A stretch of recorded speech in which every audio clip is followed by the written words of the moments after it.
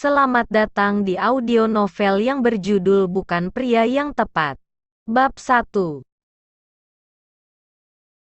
Maaf, Nat. Maafkan suamimu ini. Tetapi aku tidak bisa membohongi perasaanku lebih dari ini. Perkataan Azhar barusan bagai guntur di siang bolong. Gelas di tangan Nadira meloloskan diri dan jatuh ke atas lantai. Menimbulkan suara keras menggema di rumah kecil mereka. Bibir Nadira bergetar hebat. Netra bening wanita tersebut bolak-balik menatap sang suami dan wanita muda di sebelahnya seolah tak ingin mempercayai ucapan Azhar barusan. Mas, kamu bercanda, kan? Hari ini ulang tahun Alisa. Pasti kejutan lain, kan? Azhar terdiam. Pria itu membisu dan mengalihkan wajah dari sang istri. Membuat Nadira membelalak lebar. Ia maju selangkah. 2 langkah. Terbata-bata menghampiri Azhar. Nadira memegang ujung baju suaminya dan berusaha sekuat mungkin agar bulir-bulir bening tak meloloskan diri dari pelupuk mata. Mas, kamu tega? Sama aku, sama Alisa. Setelah 7 tahun pernikahan ini, Nadira mengeratkan genggaman pada ujung kemeja biru milik Azhar. Kemeja biru itu. Nadira belum pernah melihat kemeja itu di lemari Azhar. Apa ini hadiah? Dari wanita muda itu? Bahkan bau parfum Azhar saja berbeda. Nadira merasa Azhar semakin menjauh dari ia dan Alisa. Ayah, Bunda, lagi ngapain? Ica lapar. Pengen makan kue. Ketiga orang di ruang tamu itu terkejut melihat kedatangan Alisa. Putri tunggal Azhar dan Nadira tersebut. Berdiri di pinggir pintu dengan baju ala princess melekat manis mengingat sekarang adalah hari ulang tahun ke-6-nya. Bu Nadira buru-buru melepas genggaman dan berlari menuju putri kecilnya. Ia mengusap wajah Ica lembut sebelum memeluk buah hati terindah dalam hidup Nadira itu dengan erat. Ica lapar, ya? Maafin Bunda karena gak sadar, ya? Yuk kita masuk terus tiup lilin. Ica mengangguk antusias. Dia suka meniup lilin.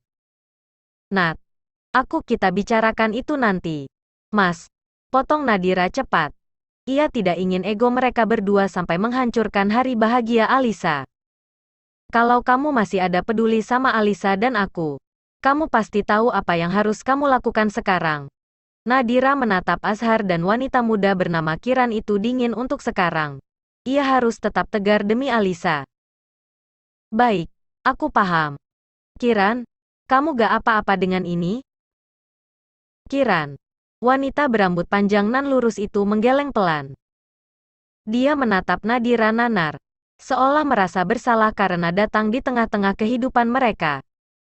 Kalau kamu memang seorang wanita sama sepertiku, kamu pasti tidak akan mengambil jalan penuh duri tajam ini dan menyeret kami ke sana.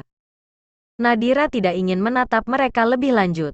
Rasa sakit menusuk kuat dada wanita itu saat melihat betapa Azhar begitu perhatian pada Kiran dan berganti mengingat wajah dingin suaminya ketika di rumah. Alisa memegang ujung pakaian Nadira yang tengah kalut dalam pikirannya sendiri. Bunda, nanti tiup lilin sama-sama dengan Ica, ya? Ayah juga. Azhar mengembangkan senyum manis ke arah Alisa. Tentu, ayah bakal tiup lilin bareng Ica sama Bunda. Tante Kiran boleh ikut tiup gak, Ca? Tante Kiran. Alisa mengerjap bingung. Ia beralih menatap sang ibunda lalu berganti ke arah Kiran yang tersenyum kikuk. Jujur ia tidak terbiasa dengan anak kecil. Alisa menggeleng cepat. Enggak mau. Ica cuma mau ayah sama bunda. Tante Kiran enggak boleh. Mendengar penolakan Alisa, Azhar langsung menautkan alis tajam. Ica, kamu enggak boleh gitu sama Tante Kiran. Dia ini. Aku enggak apa-apa. Kok, Azhar? Lebih baik aku. Kiran hendak pergi keluar sebelum ia dicegah oleh Azhar. Kamu gak usah pergi kemana-mana. Ica, dengerin ayah. Tante Kiran bakal jadi bagian dari keluarga kita. Jadi kamu harus mau nerima dia di sini. Mengerti?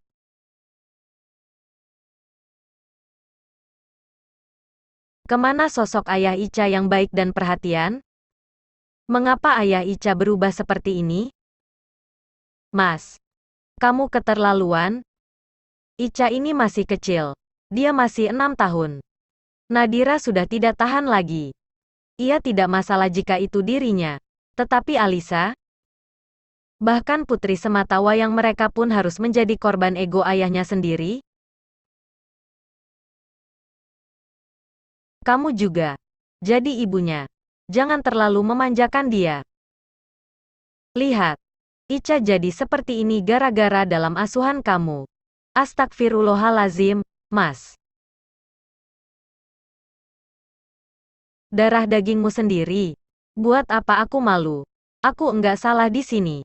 Kamu. Cukup. Jangan katakan apa-apa lagi. Kamu selingkuh tepat di depan mataku dan bilang kalau itu bukan hal salah? Nadira mundur beberapa langkah. Ia hampir kehilangan akal sehat menghadapi tingkah Azhar. Baiklah kalau begitu. Lebih baik kita akhiri di sini saja. Talak aku, Mas. Talak aku dan hiduplah bahagia dengan wanita pilihanmu itu. Aku akan bawa Alisa bersamaku dan kembali ke rumah ibuku. Jangan pernah mencariku atau Alisa lagi setelah ini.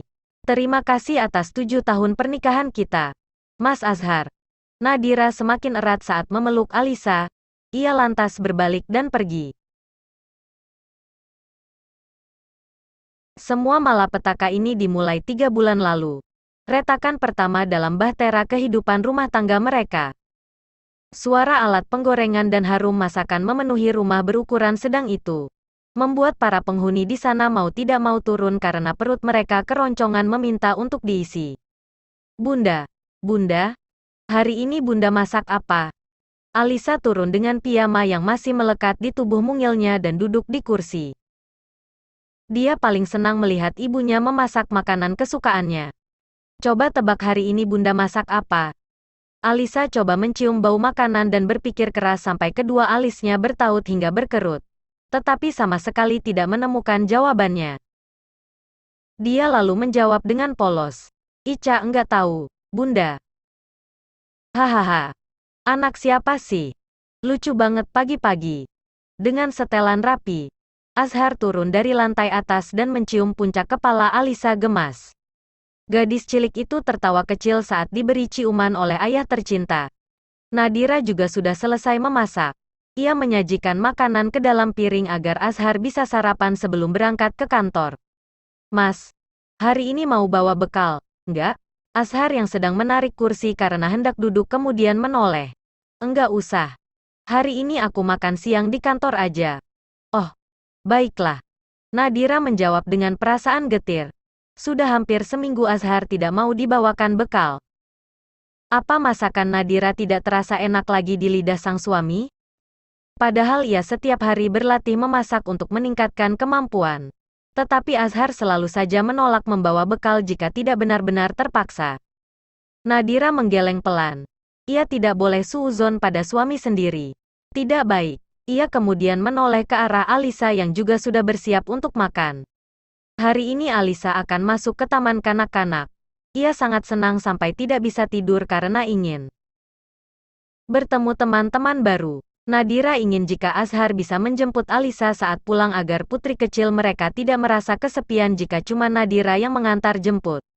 Mas, kamu hari ini bisa apa enggak jemput Alisa? Tiririring. Tiririring.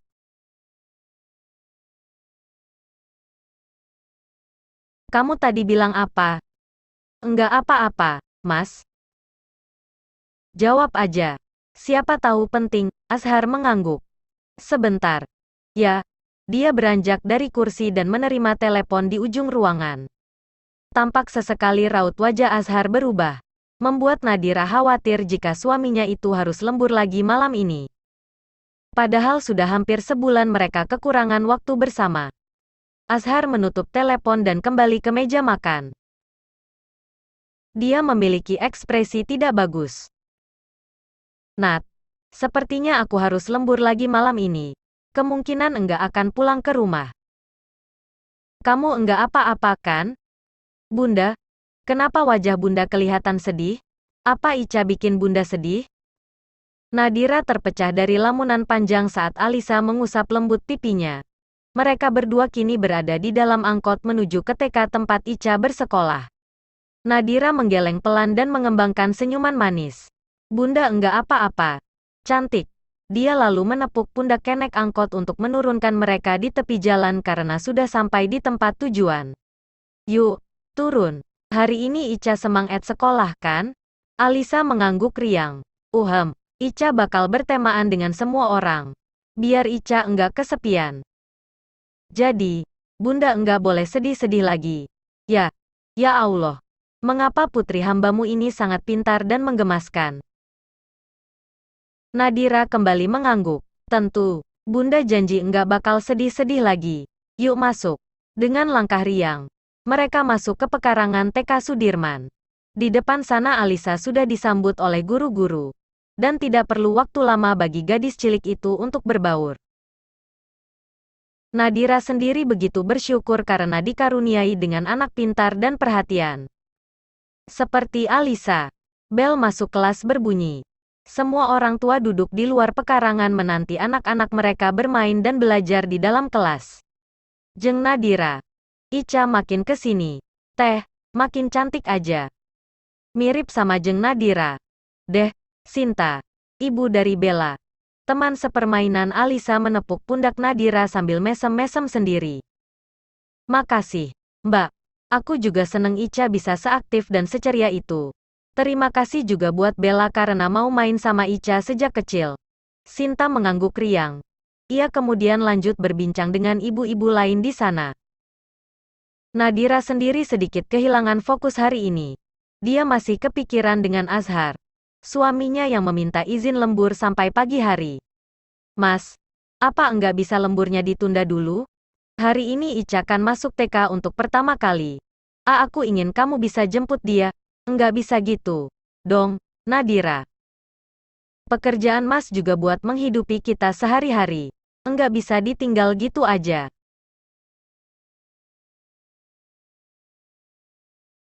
Ica biar aku aja yang jemput nanti. Nadira, jangan berpikiran buruk terhadap suamimu sendiri. Lebih baik kau fokus saja menjaga Ica, buah hatimu tercinta. Nadira menepuk-nepuk dadanya yang terasa sakit akibat stres menumpuk. Ia harap besok Azhar bisa meluangkan waktu baginya dan juga Alisa. Karena sesungguhnya, hal paling berharga dalam sebuah keluarga adalah waktu kebersamaan yang tidak bisa digantikan oleh uang atau emas.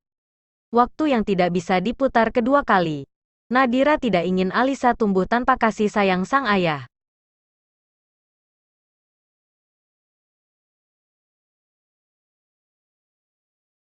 Pak Broto, teman satu divisi, mendekati Azhar dan menepuk-nepuk pundak pria berusia 26 tahun itu. Hehe, biasa macet di jalan, Pak. Hari ini dokumen sudah dikirim ke divisi ini semua, kan? Azhar meletakkan tas di kursi tempat ia bekerja dan mengadu nasib.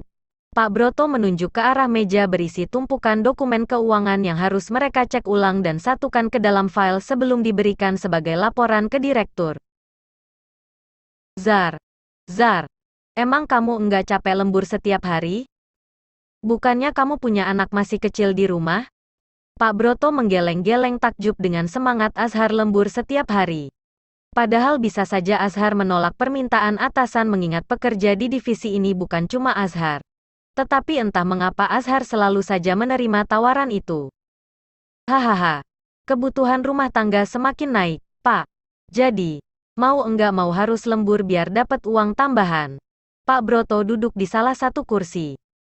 Loh, memang istrimu boros atau minta uang belanja lebih sampai harus cari uang tambahan? Azhar menggeleng lembut. Enggak, Pak. Nadira istriku bahkan enggak pernah minta dibelikan baju baru jika aku tidak membujuknya. Bagus, dong. Kamu bisa fokus ke anak kalian dan bikin tabungan masa tua. Pria itu menggaruk kepala yang tak gatal. Hehe. Iya, Pak. Mas Azhar. Tuh, emang dasarnya hobi banget ngelembur Pak Broto. Jadi, enggak perlu jauh-jauh sampai ke keluarga. Iya, enggak, Mas. Dari arah samping, seorang gadis muda dengan rambut panjang sebahu datang membawa tas jinjing dan berjalan menuju kedua pria tersebut. Kiran, ucap Azhar. Loh, Neng Kiran udah dateng. Kiran Anggraeni, asisten magang yang masuk 2 bulan lalu dan ditempatkan di bawah pengawasan Azhar. Dia merupakan gadis ceria dan ramah. Bahkan pekerjaannya sudah terhitung baik meski masih magang. Azhar rasa tidak butuh waktu lama bagi Kiran untuk bergabung dengan perusahaan ini. Terlebih, entah mengapa akhir-akhir ini Kiran memiliki pesona berbeda. Jangan ngeliatin aku terus, Mas Pamali. Hahaha. Kiran tertawa ringan sambil duduk di bangku sebelah Azhar. Membuat pria itu salah tingkah. Hari ini lembur lagi.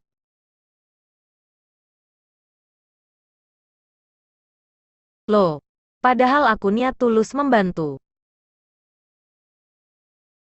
Balas Kiran lagi. Tanpa Azhar sadari, tatapan mata Kiran sedikit berbeda kepadanya. Itu adalah tatapan gadis yang ingin menghabiskan waktu bersama orang disukainya. Benar. Semenjak masuk ke dalam perusahaan itu sebagai asisten magang 2 bulan lalu, Kiran sudah memendam rasa suka pada suami orang tersebut. Bersambung.